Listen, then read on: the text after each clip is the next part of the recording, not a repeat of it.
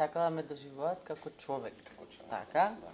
Пошто мислам дека се друго е професија и се е тоа менливо и минливо. Секогаш така сонував си викав дека овој град треба да биде град на младите. Најтажен ми беше септември некако кога ќе ги снемаше луѓето и кога одиш си викаш зашто е оваква убајна, а нема жив човек.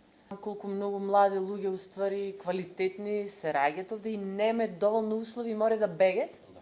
за да можат некако да се реализираат, а некако, знаеш, никаде не можеш доволно да се реализираш освен тоа од кај што си дома, пошто не случајно некако, верувам дека не случајно сме се родиле овде кај што сме се родиле. Јован, тоа е многу тажна приказна Софијова, ти многу добро знаеш и многу ми е жал дека го закопа така некако тажно, а тоа беше немаше да е добро само за Охрид, тоа ќе беше не добро само за Македонија, туку ќе беше добро за регионот. Точно. Кога ви пишела сценарио за некој урбан лик од Охрид, кој бил тој?